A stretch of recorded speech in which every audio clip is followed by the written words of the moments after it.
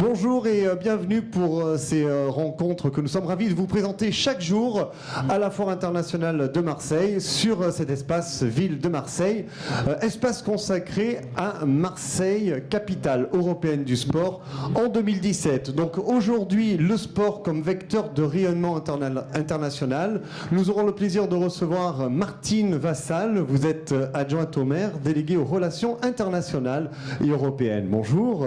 Bonjour. Nous recevrons également Jean Roitin, adjoint au maire, délégué à la coopération euro-méditerranéenne. Bonjour.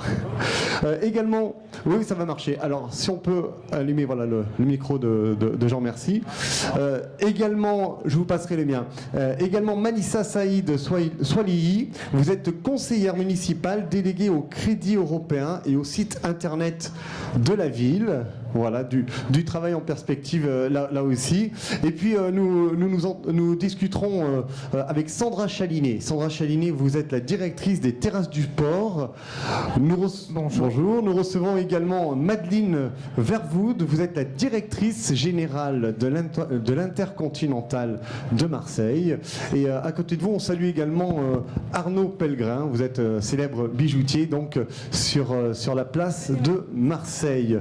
Le sport comme vecteur de rayonnement à l'international. Alors, Marseille, dans le monde, Marseille, c'est 13 jumelages, 28 accords de coopération.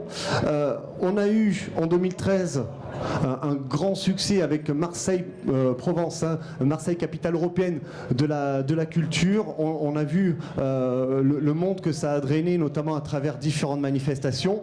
Ça continue encore aujourd'hui. Ce que je voudrais savoir, Martine Vassal, qu'est-ce que pourrait apporter le label, ou plutôt le titre de capitale européenne du sport en 2017 pour la ville de Marseille? On va dire plein de bonnes choses parce que sinon on ne serait pas là aujourd'hui. Donc bonjour à tous et à toutes, ravi de vous accueillir ici sur le stand de la ville de Marseille qui, comme vous pouvez le constater, a été mis aux couleurs du sport pour justement essayer de convaincre le jury qui était là pendant 2 jours à Marseille. C'est vendredi, depuis jeudi et vendredi dernier, c'est ces 2 jours-là, pour justement essayer de donner tous nos arguments pour avoir ce label. Donc on n'est pas encore capitale européenne du sport. Donc on a fait un effort particulier pour attirer cette attention. Pourquoi? Bien parce que aujourd'hui sur Marseille, c'est une, vous le disiez très justement, c'est d'abord une très vieille ville, c'est la plus vieille ville de France, qui a toujours joué la coopération décentralisée avec des accords qui sont très vieux, qui datent du début de la coopération décentralisée, qui fonctionnent bien. Alors on a 37 accords de coopération et partenariat, et là-dessus on a des relations très privilégiées, mais je laisserai mon ami et collègue Jean Roitin vous parler de la Méditerranée, parce que c'est vrai que c'était là où on est allé en premier, c'était plus facile, c'était juste en face, mais aussi dans d'autres pays, dans des pays de l'Afrique, mais aussi en Asie et surtout en Europe, où là-dessus nous avons des liens très étroits avec Hambourg, avec Gênes, avec Barcelone, avec Glasgow. Et d'ailleurs, dans ce cadre de cette capitale européenne du sport, ce que nous avons fait, c'est dans le cadre du dossier de candidature, nous avons justement, d'ailleurs on a un grand sportif qui arrive avec nous, salut Freddy, grand sportif qui va nous faire après un cours de MMA, de boxe. Donc sur le sport, oui, effectivement, c'est important. C'est aussi important que la culture. Pourquoi? Et quand on a fait capitale européenne de la culture, ça a été quand même 9 ans de travail. 5 ans pour préparer la candidature, 4 ans pour faire les projets. Mais ça vaut le coup parce que grâce à capitale européenne du sport, et je pense que l'ensemble des intervenants le rediront aussi, ça a été 11 millions de visiteurs et on a vu Marseille peut-être de manière un peu différente. On avait bien mérité ça parce que c'est vrai qu'avec le Marseille bashing, c'était très compliqué et heureusement qu'on a pu avoir ce label-là. C'est un peu la même chose pour le sport. L'avantage, c'est que nous sommes assez en avance sur la culture. Nous ne sommes pas mauvais en sport parce que nous avons des équipements sportifs. Nous accueillons de nombreuses manifestations et le sport, c'est un moyen d'intégration à la fois sociale, mais aussi économique. Et je crois que si on veut arriver à bien fonctionner, il faut faire comme nous avons fait pour Capitale européenne du sport, se mettre tous ensemble autour d'une table, toutes les institutions, tous les partenaires et avancer dans le bon sens. Est-ce que la ville, justement, peut surfer ou va surfer sur le succès qu'a remporté MP 2013? Ah ben oui, heureusement que nous avons MP 2013. Derrière, ça draine un peu le reste. Ce que MP 2013 arrive à prouver, c'est que nous sommes capables d'organiser ce type d'événement. événement, arriver à accueillir 11 millions de visiteurs, à arriver à accueillir un nombre de délégations absolument colossal. Nous avions des délégations tous les jours qui venaient de l'étranger. Ça prouve bien qu'ici, on a les équipements, au fur et à mesure qu'ils arrivent à se créer, on a les commerçants de qualité et donc on a l'attractivité pour pouvoir faire que ici, cette ville soit au centre de la Méditerranée, soit la capitale du Sud et aussi la capitale du Nord. Justement, je voudrais m'adresser à Madeleine Verwoerd. On va vous passer le micro. Vous êtes la directrice de l'hôtel de l'Intercontinental. Est-ce que vous ressentez justement les effets de cette politique, notamment parmi votre clientèle? Et quel est le taux d'étrangers que vous recevez parmi la clientèle de l'hôtel, par exemple? Oui, alors nous on a ouvert en 2013, donc c'était l'année par excellence pour ouvrir un établissement 5 étoiles sur Marseille. Je pense qu'on peut dire, quand on prend Marseille avant 2013, la part de la clientèle française était dans les hôtels entre 80 et 90%. Nous on a ouvert l'année dernière, notre part de clientèle étrangère était plutôt aux alentours de 50%, donc il y a déjà un gros écart. Cette année on descend, on monte en clientèle étrangère à 55-60% et l'objectif c'est d'avoir 2/3 de clientèle étrangère sur cet hôtel. Est-ce que vous surfez là vous aussi sur le succès qu'a eu MP 2013? Est-ce que vous continuez justement à remplir votre hôtel grâce justement à cette vitrine qu'il y a eu pendant l'année de la culture? Je pense que la différence vient surtout, MP 2013 c'était un vecteur incroyable pour Marseille à l'étranger parce que la croissance du tourisme pour Marseille va venir justement des voyageurs étrangers et pour ça il faut faire connaître la ville à l'étranger et MP 2013 c'était un vecteur incroyable comme va l'être capitale du sport également. Tous les moyens sont bons de parler de cette ville à l'étranger et d'ailleurs on le voit clairement. Moi qui suis sur cet hôtel depuis 3 ans, il y a 3 ans on partait à l'étranger, on voyageait énormément pour faire la promotion de la ville et de l'hôtel. Il y a 3 ans on parlait de Marseille, les gens nous regardaient un peu, on avait du mal à le placer sur la carte et aujourd'hui on vient nous voir en disant parlez-nous de Marseille parce qu'il paraît que c'est the new place to be sur la Méditerranée.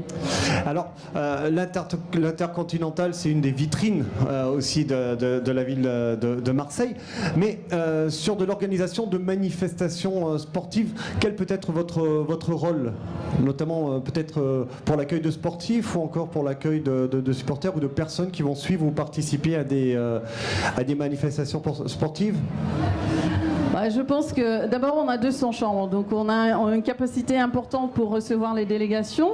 D'ailleurs on a reçu cette semaine le jury qui prendra la décision, donc on est partenaire très actif de 2017. Ils sont restés 3 jours sur Marseille, c'est ça Exactement, le jury. Oui, ils sont partis aujourd'hui et ils étaient à l'hôtel, donc on est un partenaire très actif. Mais après, même le groupe Intercontinental Hotels Group, le sport est très important pour le groupe. Donc on est partenaire avec pas mal d'événements à l'étranger et avec 200 chambres, un spa comme dit Martine et une restauration qui peut en plus s'adapter aux sportifs, on est bien placé. Alors on a vu, ça s'est passé donc il n'y a pas très longtemps avec Marseille, capitale européenne de la culture, des quartiers ont changé, c'est ce qui risque de se passer notamment pour si Marseille est capitale européenne du sport.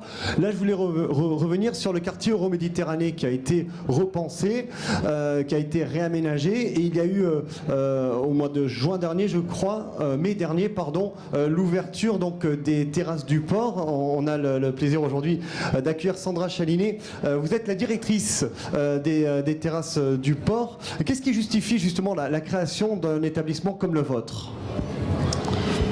Alors l'évolution de Marseille et sa volonté justement d'avoir une attractivité qui ne soit pas juste marseillaise mais qui soit régionale, nationale, voire internationale, a justifié la création d'un établissement comme les Terrasses du Port.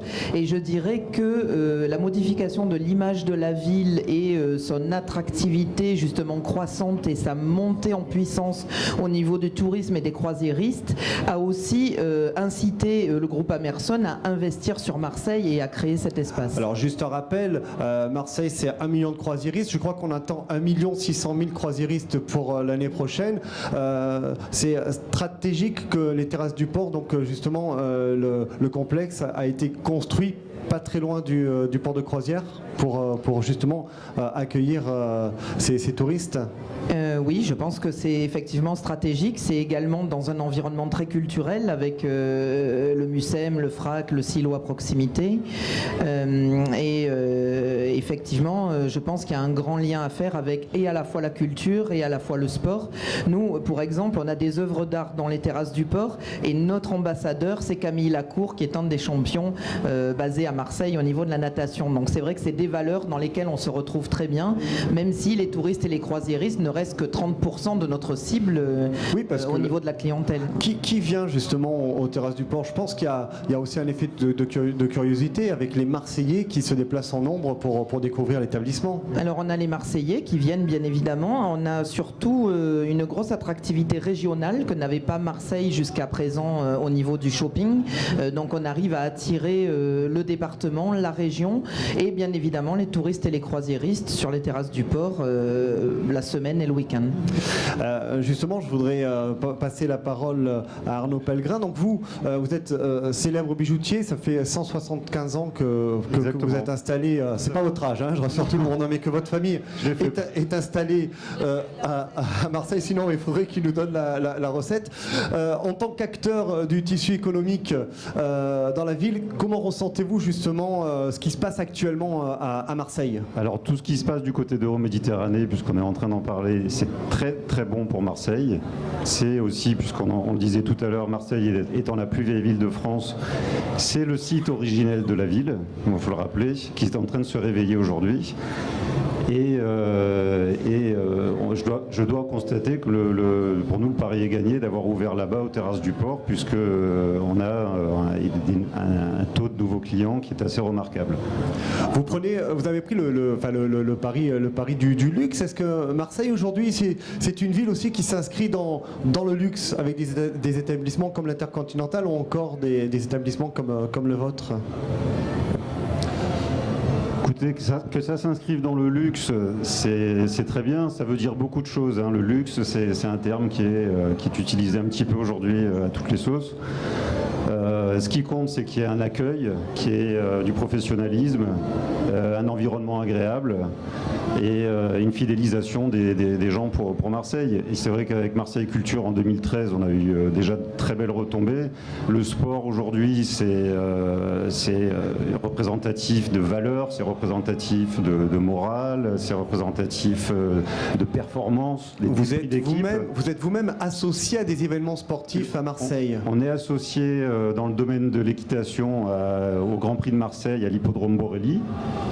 On participe, on offre les trophées aussi, on donne les trophées à l'organisation qui est en charge de l'Open 13. Familialement, on est attaché au sport aussi, parce que j'ai une sœur qui est sportive de haut niveau, dans le domaine de l'équitation toujours. Et je pense que Marseille, capitale du sport, sera une très bonne chose, ne serait-ce déjà qu'en termes de journalisme, c'est-à-dire que ça occupera une place et on parlera de Marseille pour de belles choses. Alors, merci Arnaud. Alors, le sport, c'est également un trait d'union entre les continents. Je voulais redonner le micro à Martine Vassal. Comment renforcer et développer justement, ou en tout cas, quelles sont les attentes de la ville en termes de coopération internationale? Alors, la coopération internationale a beaucoup évolué au fil des années. Au départ, quand on faisait de la coopération internationale, on essayait de tendre la main vers des pays en voie de développement qui avaient des difficultés et qui avaient besoin de nous pour se former sur différents domaines. Aujourd'hui, les choses ont changé. Donc, si on veut véritablement réussir une coopération, il faut que ce soit un échange et il faut qu'on ait autant d'intérêts les uns que les autres et que ça nous rapporte quelque chose. Aujourd'hui, nous sommes dans des budgets contraints et je pense que Manissa va vous le dire encore mieux que moi. La difficulté aujourd'hui, c'est que d'abord, les équipements coûtent de l'argent. Donc, pour refaire des équipements, il faudra que nous arrivions à mobiliser aussi le monde du privé, que nous partagions avec eux. Nous avions nos amis de Glasgow qui sont venus pendant ce forum, qui nous ont expliqué que justement les privés mettaient très souvent à disposition au public leurs équipements pour justement nous aider les institutions à pouvoir investir. Donc le nerf de l'argent, c'est un petit peu l'argent, mais le nerf de la guerre, c'est l'argent plutôt. Pardon. Mais derrière, après, il faut que ça rapporte aussi bien aux deux partenaires. On ne peut plus faire des accords de coopération que dans un seul sens. Donc c'est ce qui est important de développer, et c'est ce qu'avec Manisa nous essayons de faire au niveau des fonds européens, parce que là aussi on a aussi des progrès à faire. Et justement, puisqu'on parle de coopération, j'aurais aimé donner la parole à Jean Roita pour que nous parlions ensemble de la coopération euro-méditerranéenne, parce que Marseille, ville méditerranéenne, comment se passe cette coopération et quels sont les feedbacks que vous avez justement entre les pays euro-méditerranéens? Alors, avant de parler justement de cette coopération, il faudrait dire que Marseille est en finale, nous n'avons pas encore gagné. Effectivement, face à Sofia. Face à Sofia. Donc aujourd'hui, pour nous, c'est de vous donner envie de continuer ce combat. Ce combat se terminera au mois de novembre pour savoir si Marseille devient cette capitale. Mais avant de parler de la coopération, je voudrais dire que le sport est un élément essentiel, puisque par le sport on peut réussir, mais que le sport, si on regarde tous les budgets à l'échelon national, même la culture, le sport, ce sont des budgets très petits. Minimes, effectivement. Pourquoi ? Il y a 1200 lieux de sport à Marseille. Il y a énormément de bénévoles. Et c'est vrai que nos gouvernants, quels que soient d'ailleurs, pensent peut-être moins au sport, parce que le bénévolat est la chose essentielle pour le sport. Donc Marseille, elle est située sur la Méditerranée. Comme on dit à Marseille, ce n'est pas le cul-de-sac, c'est pas la fin. C'est que Marseille doit rayonner. Et quand on regarde la potentialité que nous avons à Marseille, bien sûr nous avons le monument en face, c'est l'OM, mais nous avons énormément de bénévoles et de sports qui sont de très haut niveau. Ce que nous souhaitons avec Martine, avec Madame Saïd qui est à côté de moi, c'est de dire dans les autres pays, prenons les pays de l'autre côté de la Méditerranée, que ce soit la Tunisie, l'Algérie ou le Maroc, nous avons des relations. Et là-bas, c'est vrai que la pratique de certains sports ne sont pas. Prenons la natation, prenons le golf par exemple. Au Maroc, c'est le premier pays où il y a le plus de golf. Est-ce qu'il y a beaucoup de Marocains qui jouent au golf? Non. C'est nous, nos relations que nous devons faire. Pareil pour les piscines. Pareil. Il y a énormément de choses, quand on dit que par le sport on peut réussir, c'est donner envie à ces pays pour que les jeunes puissent pratiquer ce sport. Nous avons la potentialité à Marseille, c'est un peu cette exportation que nous devons faire. Ce bénévolat, cette participation d'aider ces jeunes dans ces pays à faire du sport. Parce que si Marseille donc était élue capitale européenne du sport, on installerait donc le bureau CES à Marseille pour aller vers les autres capitales. Mais pourquoi pas? Regardez pour la culture, quand on regarde, Martine Vassal disait tout à l'heure, plus de 1 200 000 personnes, mais il faut voir actuellement ce que les autres pays nous demandent pour les théâtres. J'étais il n'y a pas longtemps à Alger, c'est vrai que le théâtre d'Alger a besoin de Marseille pour travailler, pour dialoguer, et c'est pareil pour le sport. Et pourquoi Marseille resterait en 2e division? Nous sommes bien situés, ce n'est pas Barcelone, c'est au bout de la Méditerranée, c'est pas Gênes, c'est de l'autre côté. La centralité de Marseille fait que le rayonnement doit être important, et par le sport nous pouvons réussir. Donc ça mettrait Marseille donc dans le rayonnement, dans l'axe de Marseille serait vraiment en plein cœur de l'axe méditerranéen. Tout à fait. Tout à fait. Le sport, la voile par exemple, les autres pays de la Méditerranée ne le font pas. Je ne parle pas de l'Espagne, je ne parle pas de l'Italie. Mais si vous regardez tous les pays, non. Et pourquoi il n'y aurait pas quelque chose à faire avec eux pour les piscines, pour les nageurs? Nous avons des champions, nous avons des champions olympiques. Et quand on voit que le cercle des nageurs est jumelé avec le cercle des nageurs de Casablanca et qu'il n'y a jamais eu de coopération, eh bien avec Martine Vassal, nous allons faire ça. Nos nageurs, vous savez qu'un nageur à 25 ans, 26 ans, eh bien peut-être les enfants, les petits Marocains vont s'identifier et vont vouloir. Il n'y a pas de natation. Mais par quel moyen on pourrait faire connaître ces coopérations au grand public? Aujourd'hui, c'est un départ.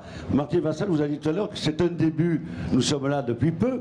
Et nous avons cette ambition. D'accord, tous ceux qui sont favorables à la candidature, parce que je suppose que c'est le cas, on se retrouve devant la photo, on fait une photo de groupe là-bas, ça rajoutera encore un petit peu plus dans notre volonté d'avoir ce label.